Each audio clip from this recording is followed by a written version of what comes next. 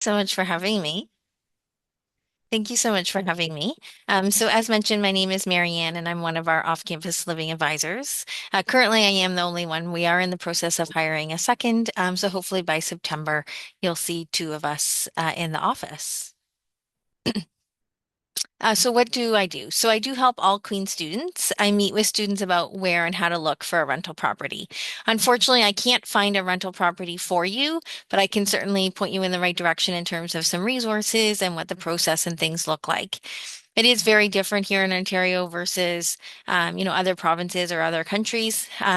So if you do have questions, hopefully they're going to be answered here today. And if not, please don't hesitate to reach out. I also help students understand the Residential Tenancies Act and your rights as a tenant here in the province of Ontario, your rights and responsibilities actually as a tenant. I'm unable to provide legal advice, but I can provide support with rental applications as well as lease reviews. And I also offer tips on how to live with others, as well as landlord and housemate conflict resolution.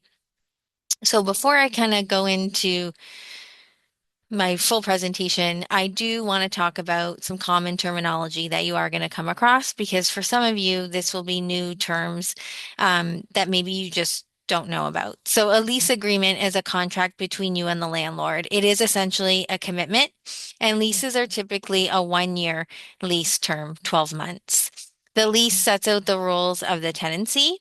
It's important to note that with a fixed term lease, if you are planning to move out on the end date stated on the lease, you still need to give a minimum 60 days notice prior to that end date of the lease. At no time can you just give notice to leave. It's not how leasing in Ontario works.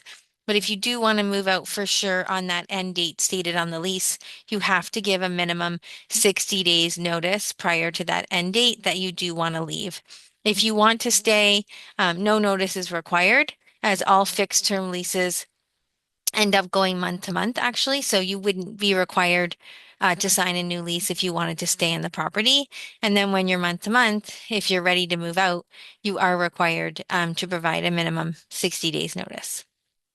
So an application to rent an apartment, a room, or a house, landlords will generally ask for some type of application, and that could include like the actual rental application itself, but also credit checks or information about your finances, verification that you are a student, as well as rental references. An application is essentially a summary of your information as a renter and provides relevant information about you as a possible tenant to the landlord. So when you are interested in a property, chances are you will need to complete an application. Unfortunately, you won't be the only tenant going through the process. So you do need to make sure that it is complete and has all the information that they are looking for. So applications are very common. Most landlords will use them, some won't, but again, very common. And every company or landlord kind of does things a little bit differently. So you would need to research what their process is. Unfortunately, there's no standard rental application. So a deposit. So when your application has been accepted, you viewed the property, whether that's in person or virtually, and I'm going to talk about that quite a bit in our presentation. You've received a lease, you will then be asked to pay a deposit. So the deposit is that final stage. You never send money prior to that. And the deposit is the last month's rent and will be applied to your last month's rent only. It's also important to note that a security deposit or a damage deposit is actually illegal here in Ontario. So if a tenant damages something and the landlord wants them to replace or fix it, there's actually a process for that. So it's illegal for a landlord to ask for security or damage deposit upfront or in advance. A guarantor or a co-signer is a person who agrees to take responsibility for your rent. So if you're unable to pay for it, then the duty would fall onto the guarantor. And some landlords will ask for a guarantor. Since many of you are international students, if being asked for a guarantor, something to keep in mind is that typically a guarantor here in Ontario is maybe a family member who lives in Canada, working in Canada, and has a Canadian bank account. That is what they're looking for typically when they're looking for a guarantor. So tenant rights and responsibilities, that's the RTA legislation within the province of Ontario that protects tenants and sets out rules for both landlord and tenants to follow. I'll be using that language quite a bit as we go through. So if I say RTA, that stands for Residential Tenancies Act, and that's tenant rights and responsibilities. There are some exceptions to the RTA, which I will touch on later on. Apartment, house, condo are often the types of rentals you will come across. If you see language like the term flat being used, that might be common where you're from, but the term flat is not used here in Ontario. So to me, that could sometimes be just an error, but chances are it could be a scam. It's just not common language in Ontario. So be mindful of that. Utilities means heat, electricity, and water. Electricity is often referred to here in Ontario as hydro. These are monthly charges, and it's important to note that depending on the rental property, they may be included in your monthly rent, but they also may not be and could be extra costs. So those are some things you need to think about. And then eviction is a formal procedure that is managed by the Landlord and Tenant Board of Ontario. Every landlord must follow a series of steps to legally evict a tenant. So it doesn't just happen overnight. You know, if a landlord does verbally ask a tenant to leave or writes them an email saying they have to leave for whatever reason, that does not begin the formal eviction process. So if that happens to you and you're ever not sure, you're more than welcome to reach out. Chances are you may need to get some legal advice, but I can always do my best to support you in the previous stages. Bylaws, these are city municipal laws, different from provincial and federal laws. An example could be property standards or noise bylaw. So before you even get to kind of picking up your keys of a rental property or even signing a lease, it's really important to understand the rental process. And this slide kind of indicates basically from start to finish what this process looks like. So basically, kind of the first step is figuring out your budget. So you need to decide how much can you realistically spend each month on rent, keeping in mind that places closer to campus are usually more expensive and competitive.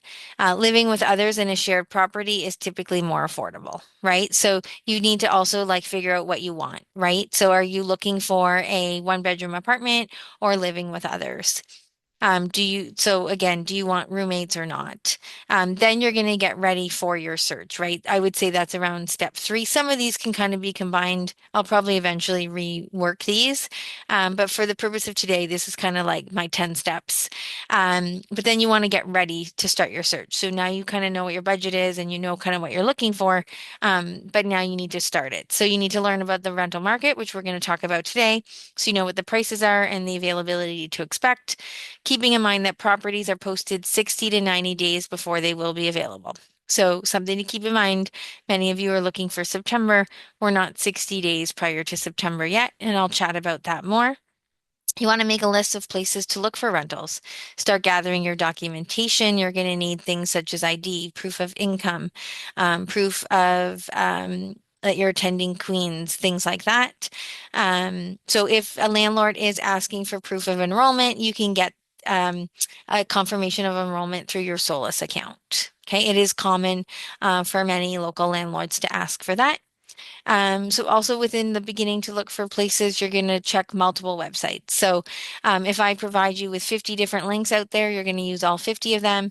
You don't want to limit yourself to just one resource. You want to use as many as possible. Then you're going to start scheduling time in your day to actually search for these properties. And the more you search, the more you'll be successful. And then number five, I would say, is schedule property viewing. So I'm going to talk about this in detail in a little bit in a few slides, but you're going to arrange virtual viewings if you can't do in person, and chances are none of you can do in person. So you want to arrange virtual, and you want to ensure that the property exists and will work for you. And I'm going to go into detail about how to do that shortly. Um, in line with number five, you also want to research the area and the landlord. So look up reviews of the property, make sure you're comfortable with the neighborhood, do your research if this is a landlord and a property you want to be associated with. After you've actually completed a property viewing is the next stage of where you're now going to submit your rental application, right? So, like I said, every landlord typically has one. Some don't, but for the most part, it's common. So you'd submit it. You don't get to the lease signing stage until your application has been approved. So once the landlord has approved your application, you will then get notified and then you have the option to accept. And if you accept, then you're moving to the lease signing stage and the landlord will start preparing the lease. And I'll go into details about that as we get to that in the presentation. Then it's prepare for moving in, and then it's picking up your keys and moving in. So I do have this broken down very detailed on my website. So you can always refer to that later. But carrying on now.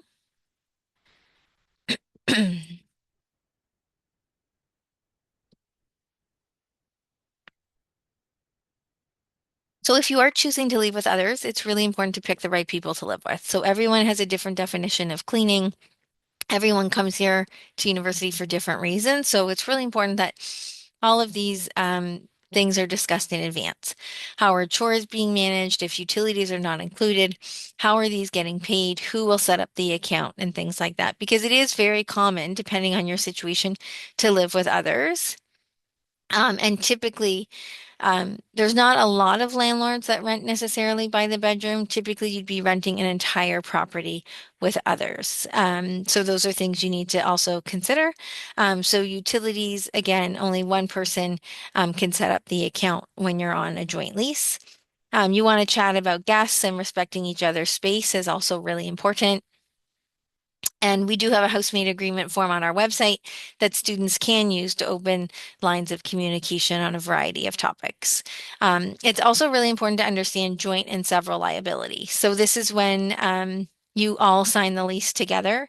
You're all financially responsible for one another. So the lease doesn't say that you're each paying for a specific bedroom. It states you are renting a property. So it's really important that you're picking the right people to live with. So cleanliness is a big one, or one person always being the one to do all the cleaning. So these are some common problems that we see in our office between housemates. So again, really important to chat with each other even before signing a lease if you're going to live with others to ensure that you would be compatible to live together. Excessive noise and parties is sometimes also a concern. So as I mentioned, we do all come to university for different reasons. So extremely important to interview housemates in advance to determine that level of compatibility. You may know each other from your home institution or things like that, but maybe you're not compatible to live together. So it's really important to chat about common possible problems in advance and how you will navigate it is really important. Um, and overall, I would say open and calm communication is key. So housing pricing in Kingston. So Kingston is generally more expensive than people expect. So please know that. Navigating the Kingston rental market can be challenging, but I'm here to tell you it's not impossible. Okay. It does take work, but it is 100% possible. So there's some average pricing. These are Canadian dollars. Just so because I know I think all of us on the call, obviously, except for staff are in different countries. So these are Canadian prices. So a room in a shared home with other tenants or with others is approximately 700, 750 Canadian, as high as 1,300 per bedroom. And a one bedroom property, a one bedroom apartment or a bachelor apartment ranges anywhere from about $1,400 Canadian as high as 2,400. And I have started seeing some even higher to the 3,000. And then two bedrooms, three and four just continue to rise. So I think the moral of the story here, and you can tell from the prices, is even if you found a two bedroom, say at 1,800 or $1,900, um, with another roommate, it's still cheaper than potentially living on your own. So these prices are based on a variety of factors. Living with others is more affordable, and the closer you are to campus or downtown is typically more expensive. So that's really important to keep in mind. I know a lot of students want that proximity to campus, But sometimes, depending on what our individual definition of affordability means, sometimes we can't afford it and we do need to live a bit further away. So what determines rental costs and other costs to consider? So it's important to note that the landlord mindset changes when close to campus. They're thinking, how much can I get per bedroom? The further from campus tends to be less expensive. They're typically following the landlord's, the rental practices of, you're renting a property. It's not how much can I get per bedroom. It's what's the value for my whole property. Whereas when we're closer to campus, while you're still renting likely out, say it's a 5 bedroom and you're still renting it with 4 other students, a whole property, the price reflects what they feel they can get per bedroom. Okay, so it is going to be more expensive the closer you are to campus or downtown. More amenities also typically means more expensive. Okay, so if you do want in-suite laundry, that sometimes comes with a price tag. Okay, if you're looking at a larger apartment complex where laundry's in the basement, typically it's going to be a little bit cheaper. And typically, if there's no laundry, well, that's an amenity you're not paying for, and you have to go maybe to a local laundromat. So you're going to see that typically those situations should be cheaper. So more amenities typically drive up the price. A lot of students do expect apartments to be furnished, so I need you to understand that this is rare and you do need to budget for furniture. There are some landlords out there that will do furnished apartments or furnished bedrooms if they're renting by the bedroom. But it's not as common. And if you do find it, I need you to understand that it comes with a price tag. Okay. So it's an extra cost. Tenant insurance is sometimes required and it's approximately $20 to $30 a month. It's important to note that if it's not required by the landlord or indicated in your lease as a requirement, it's still strongly recommended that you do get it. And that would be both contents and liability insurance as a tenant in the province of Ontario. So it's really important before sending any money and before signing a lease that you're actually viewing the property. Okay. So to prepare for a showing, you want to ensure that you've researched the landlord, that you know their application process, you have all of your documentation ready. So you have your confirmation of enrollment, you have your rental references, you have your financial stuff pulled together if needed, things like that. You've prepared your questions in advance. If you're not sure what to ask, please reach out to our office. Or actually, at some point in the slides, I'm going to share a QR code. You can scan that and download our housing resource package. We do have a list of questions in that package that you can download. Just one moment.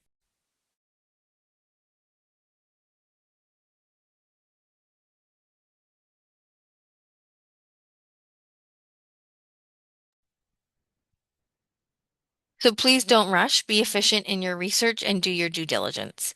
You need to also make sure that you're being professional and polite. You want to be seen as the most suitable tenant. So as I mentioned previously, you're not going to be the only tenant looking. So you just want to make sure that you're responding efficiently and quickly to a certain point, but you're also not rushing and you're being efficient.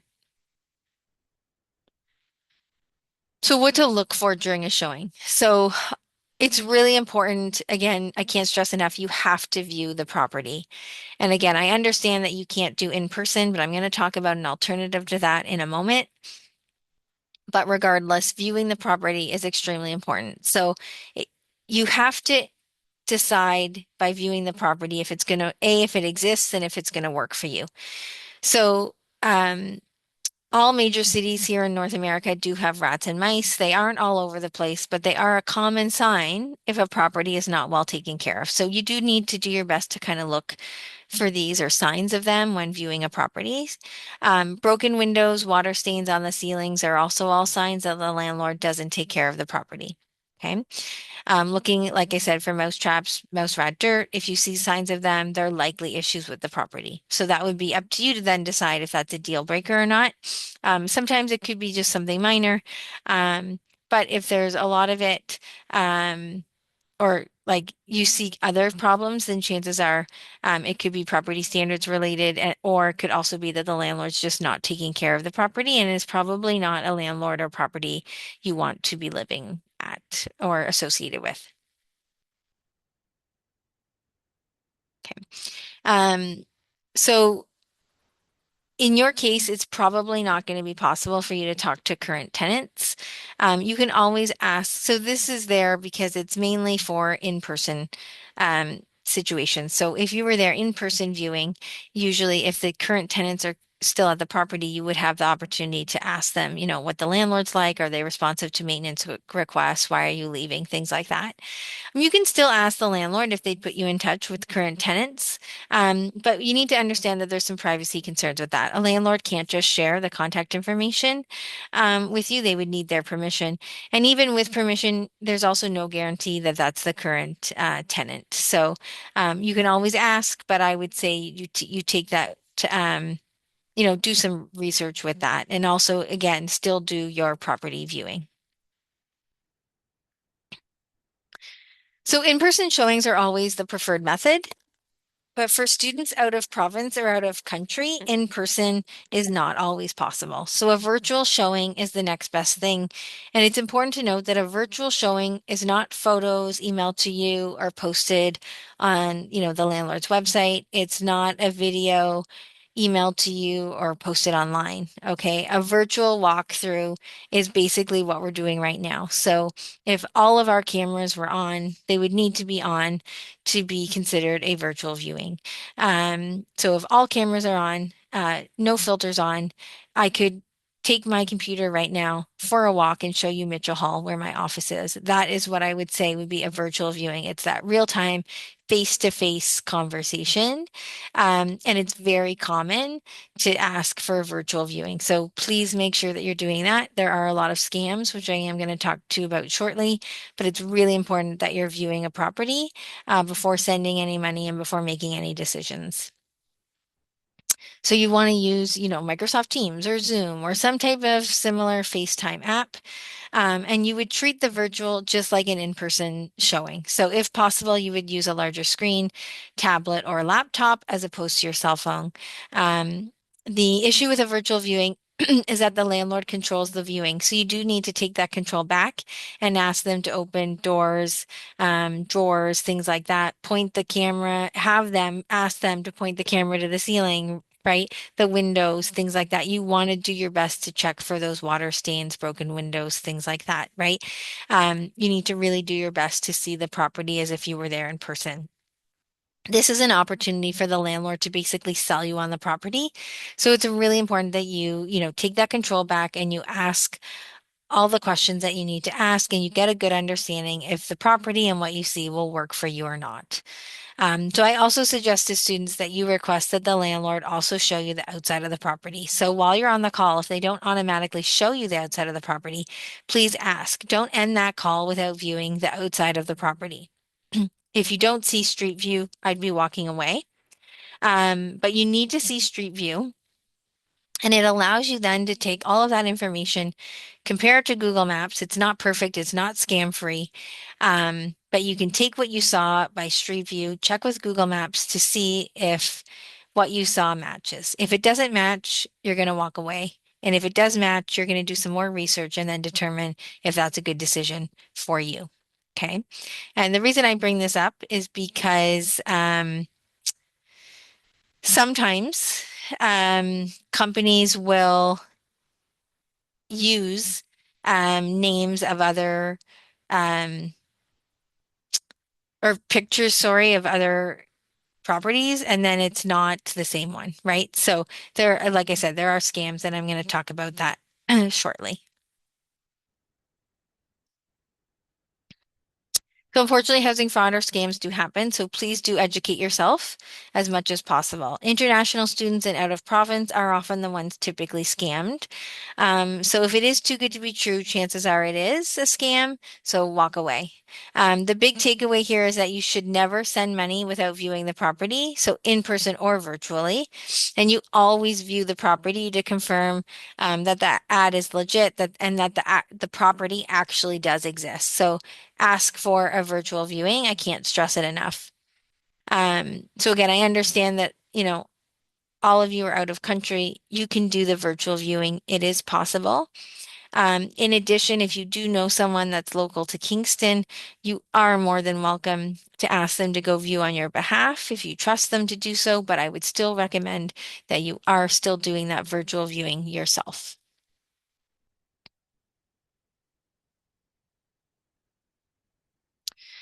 So often students are asked for a deposit to view the property. That's a big red flag. You never send money in hopes of viewing the property. That's not common practice here in Ontario. I hear it is in other provinces or in other countries. It is not. Here in Ontario, that is 100% a scam. So you never send money in hopes of viewing the property. If the landlord gives you an excuse as to why they can't show you the property, that's a red flag and likely a scam. So while I understand all of you are out of country, um, you might, when a landlord says to you, well, I'm out of the country right now, I can't show it to you, you might feel like, oh, okay, like I'm out of the country too, so that sounds reasonable. So it might be reasonable for you, it's not reasonable for them. So if they truly are a landlord, with a property to rent, they can figure it out and they can show you the property, right? So at some point they would be back. Maybe they're just gone a week, and they would be back. And if they're not going to be back, again, major red flag.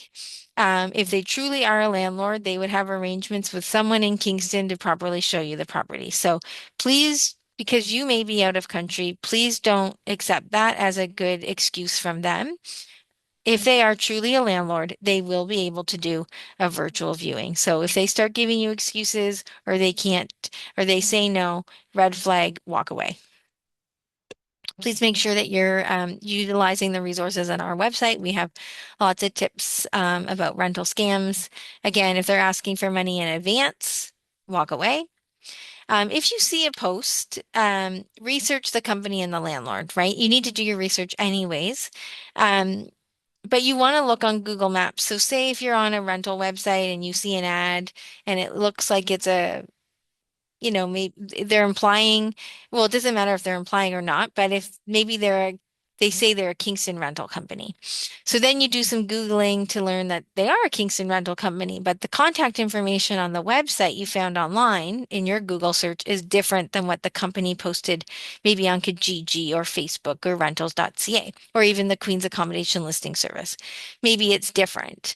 So you want to reach out to the company through the contact number that you found online through your search, not from the ad. Okay. And the reason I bring this up is because some scammers will use names of common property management companies. And because it is the World Wide Web, right? Um, all of this information, ads and stuff are accessible to anybody out there, no matter what part of the country you're in. So some scammers will steal photos from different websites and names of common property management companies, specifically in Kingston or other areas. But upon further research, information like phone numbers, etc., don't match. So what sometimes happens is things don't add up; they're not matching. The student will reach out to the company's contact name they found through their Google search, not from the ad, and then learn that actually they don't have any vacancy and that property is not available. Okay, so really important to do that research and that extra due diligence because scams do happen.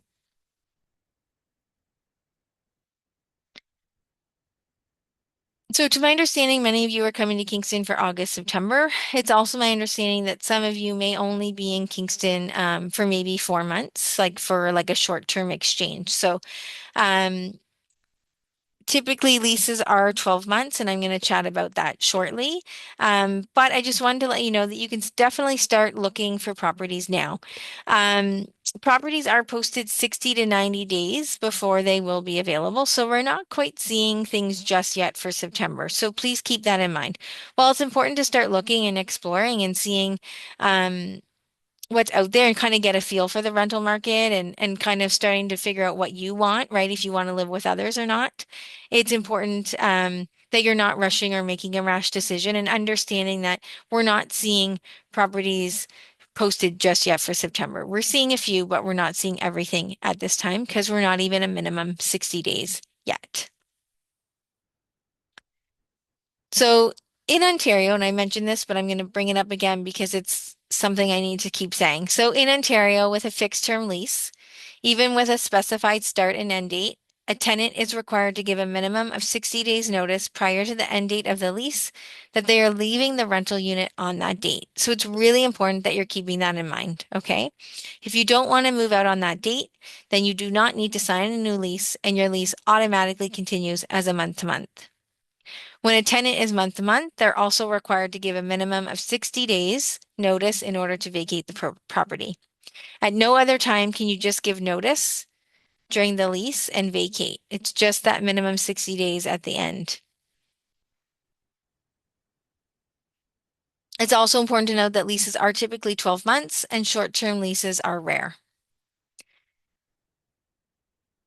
So I also want to just quickly explain joint and several here. So I mentioned, about the 60 days notice and not having to sign a new lease. So many of you might be joining a property with other students or finding a property with other students. So if you're on a joint lease with other tenants, something to keep in mind is that a joint lease is joint and several.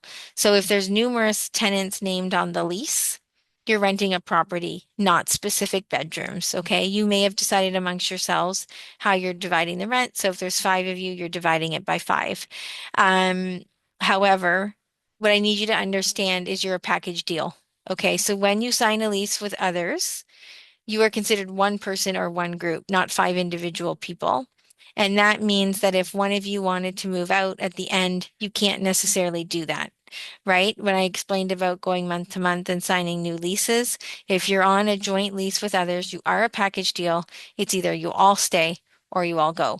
One or two tenants can't just leave and the rest go month to month. That's not how it works. Okay. And if you have questions about that, we can chat about that at the end. And I have some resources also on my website. So where to start your search? So definitely please download this package as it has a lots of resources for you. This is our housing resource package. There's a document in there that has a wide variety of links. None of them are recommendations because unfortunately we have no formal partnership with any, actually I shouldn't even say no formal, there's no partnership with any company in Kingston. So please keep that in mind. If a landlord says, oh, we a partner of Queens, that's not true. We have none. So please make sure you're doing your research. Please make sure you're using all of the resources provided to you and all of the websites and links. There's not just one place that landlords post properties to, so it's really important that you're using as many resources as you possibly can. And it's really important to schedule time in your daily routine to review the listing links, set aside, maybe 20 minutes to an hour every day to send some emails and arrange viewings. It does make a big difference. I think the other thing to keep in mind, the last few days I've noticed some of the students I've met with, feel like, within a day they're going to have a property. That's not how it works, unfortunately. It takes time. You really can't be making a rash decision with this.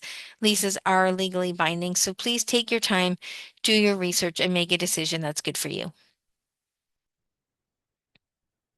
So to my understanding, many of you are coming to Queens for short-term exchange. Some of you might be coming for short-term and some are coming, for the full year or for several years. So I just wanted to also briefly touch about short-term approaches if this is something that if you are coming, say, for 4 months and this is what you're looking for. So I just need you to understand that if you are coming, say, for an exchange and it's a 4-month exchange, finding a property is not impossible, but it is going to be tricky. And I just need you to understand that.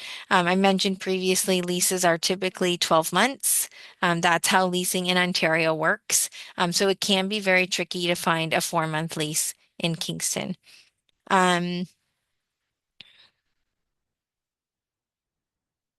So a few approaches that you could take would be renting a room in a house of a pre-existing tenants where one individual is going on exchange for the fall term. So this is very common. Renting a property for a full 8-month term and then assigning the lease for the January to April term. But I don't love this idea, to be honest. A lease assignment is not guaranteed. Okay. It's not always possible. Um, so it can be tricky. It depends if you're on a joint lease with others, the landlord's not obligated to remove and replace you with someone. So that can be tricky. Um, and even if they do agree to remove and replace you with someone, you'd have to find that person. And in January, we tend to have more properties available than we do other students. And also there are some companies here that rent by the bedroom, and they're high-end student properties that rent by the bedroom. And they're around 1700 Canadian a month. So some students coming on short-term exchanges will go that route because the company said, well, you can find someone to do a lease takeover, for January to April. But what I need you to understand is because of the price, maybe that's affordable to you, but it's not to most students. So it can be very difficult to find someone. So if a landlord is saying, oh, you can just, do a lease assignment or do a lease takeover. It's not as easy as it sounds. So you definitely, I would say, I mean, it's certainly an approach that can be taken, but I think you need to proceed with caution with that one.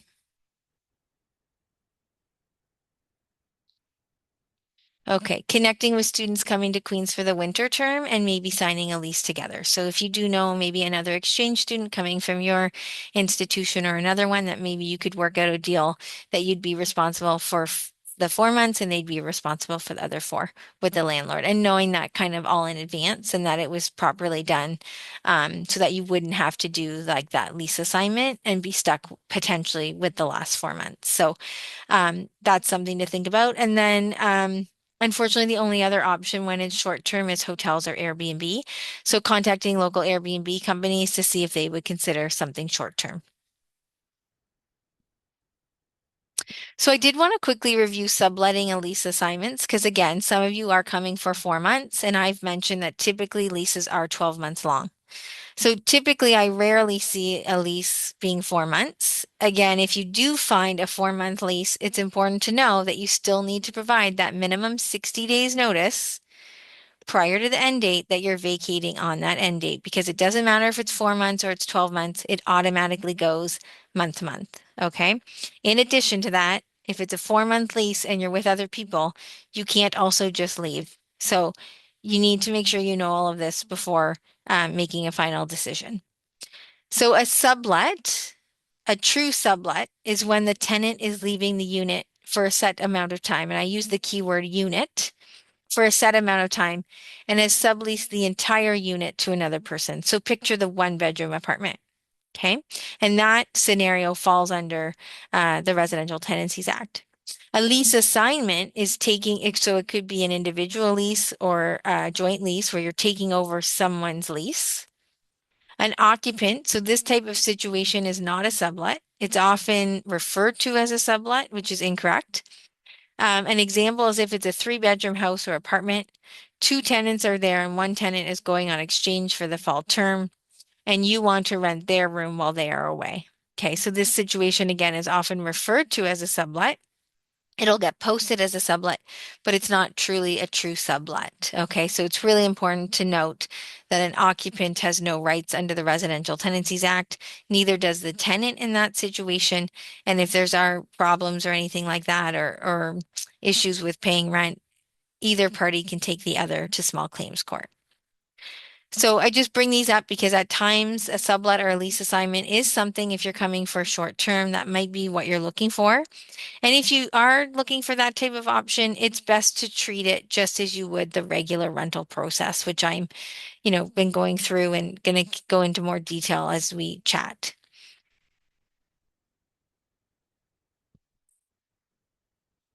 So I do want to quickly add, oh, did I just have duplicate slide? Sorry, just 1 second. Oh, sorry. I have two of the same. My apologies. Clearly, it was important enough to include it twice. So I do want to just quickly provide these two links for your reference. So I'm often asked about host families. So I'm not affiliated with either of these companies, the Canada Homestay Network or Spaces Shared, but they are two companies that I know students are utilizing. I think Canada Homestay may be more popular here than Spaces Shared, but again, I'm not affiliated with either company. I bring it up because this may be something that would work for you. So some students who come internationally do want to live maybe with host families. Queens, to my understanding, or my office anyways, is not affiliated with either platform. So I'm not sure if there are families in Kingston looking, but I do think that it is something worth exploring if that's something that's of interest to you. And these are the links. The links are also on should be in the resources guide or on our website.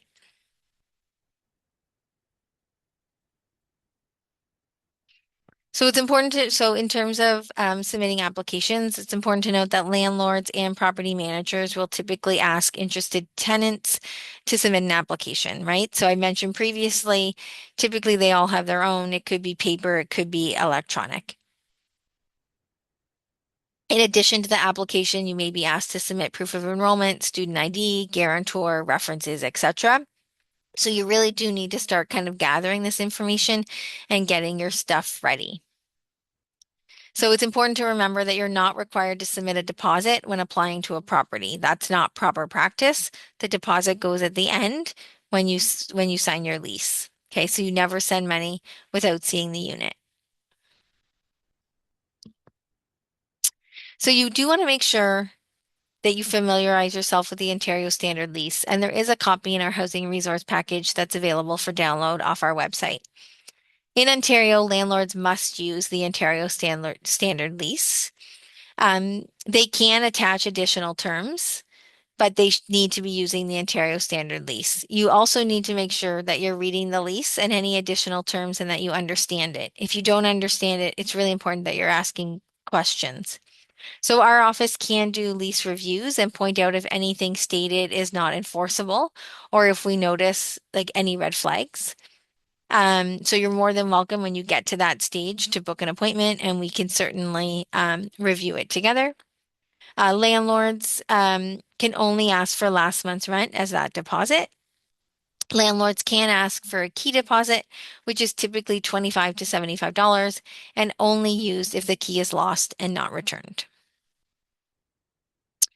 So it's really important that you're reading the lease agreement and that you're understanding it before you sign it. So this slide lists some of the common things that landlords will ask for, even though they should not be.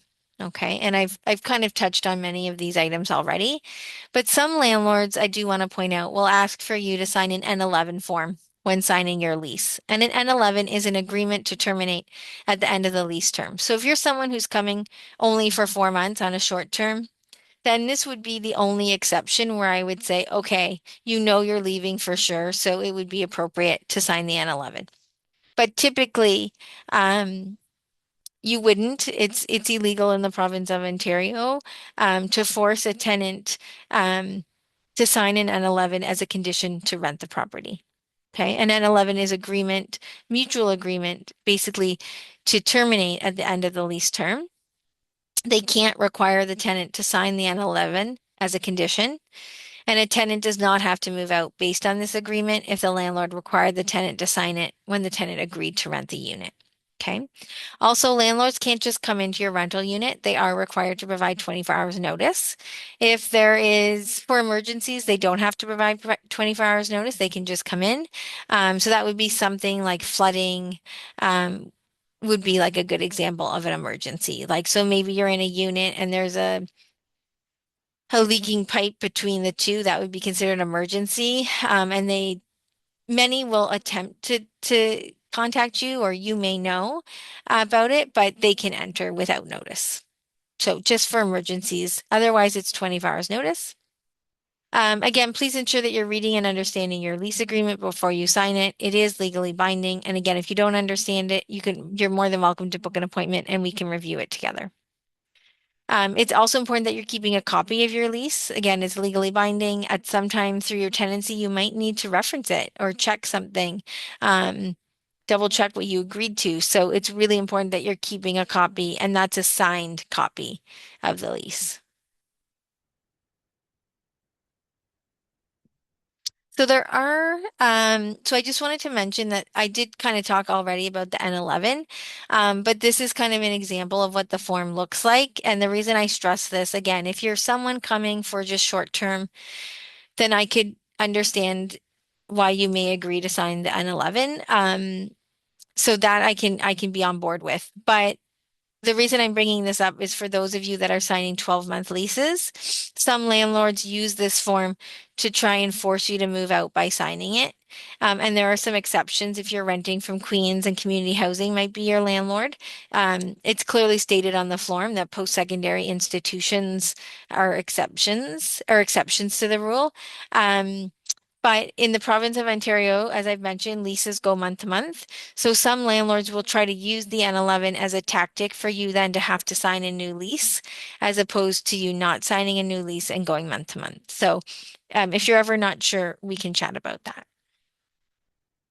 So there are some exceptions or exemptions to the RTA. So it's important to understand that you will not have protection. So you will not have protections under the Residential Tenancies Act, which is the Ontario legislation for tenancies or rentals.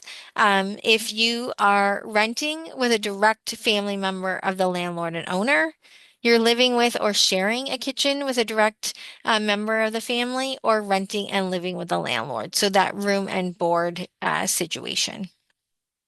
So that means that if there are issues, neither party falls under the Residential Tenancies Act, and you would need to go to small claims court if you can't work it out yourself. Okay. So while those can be common situations where students will live with other families or um, maybe the owner of the property, their daughter lives there.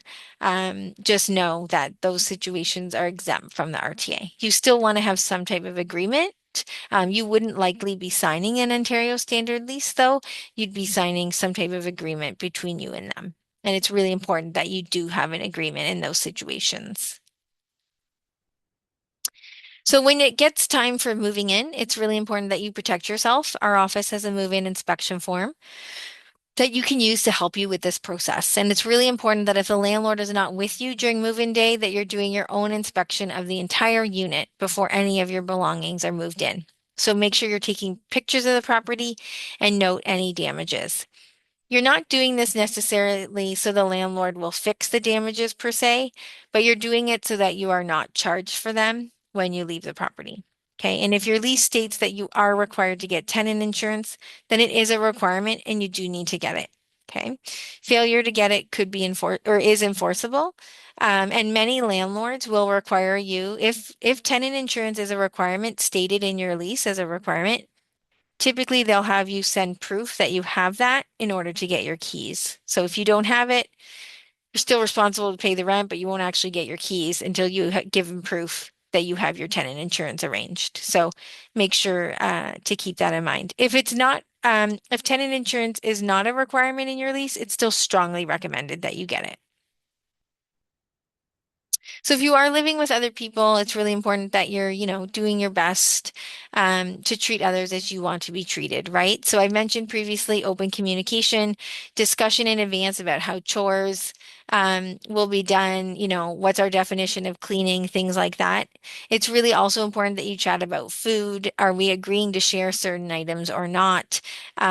It may seem petty to have these conversations in advance, but I see it every day in housemate dynamics. And it's really important to having those conversations right from the beginning. If you don't agree to share food, then it just needs to be clearly indicated we're not sharing food. Maybe food needs to be labeled, things like that. So you guys need to work that out between yourselves. It's also really important, that these discussions are taking place. You don't want to take something that doesn't belong to you without asking first, right? So just make sure that you are kind and considerate to each other because you will have to live together. You cannot break a lease because all of a sudden you don't like each other or don't get along. Unfortunately, leases are legally binding. So these are some common notices from landlords. I'm not going to go into detail, but if you ever do have questions, please don't hesitate to reach out. Um, And it's really important that you're doing your research and educating yourself on your rights as a tenant in the province of Ontario. It's also important that with any of these common notices, that landlords may use, it's important to know that there is a process for each and every one of them. So I just want to highlight eviction specifically.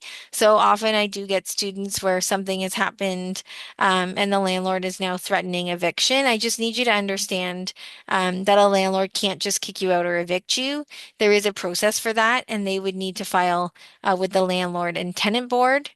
And the process to get a hearing to determine if they can evict you can take up to a year or maybe even longer. Okay.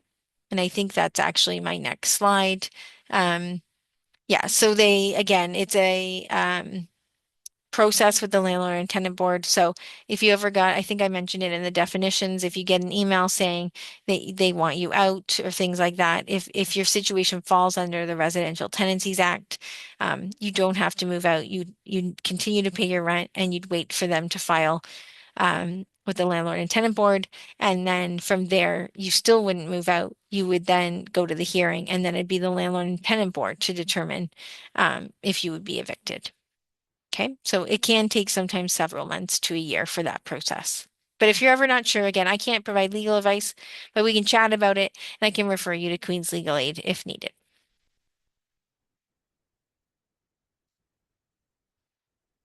So I do offer one-on-one appointments, which can be booked through this QR code or from our website. You're also welcome to email our office with questions. Please don't ever hesitate. Um, I am heading out on vacation very shortly, and I'll be returning on July 7th. But again, if you email or you want to book an appointment for when I'm back, that's perfectly acceptable. Or email while I'm away. I just need you to understand. I'm not checking email while I'm away, but I will 100%. It may take me a day or two once I get back to catch up, but I will for sure respond. In the meantime, there's lots of resources on our website, so I would encourage you to use those resources. But if you have follow-up questions, we can connect when I return from vacation. And just know, again, don't hesitate to reach out. But I'm gonna stop sharing. And if you have questions, I'm staying on the call for any questions, and I'd be happy to answer them. But hopefully this at least helps you kind of start the process and was helpful.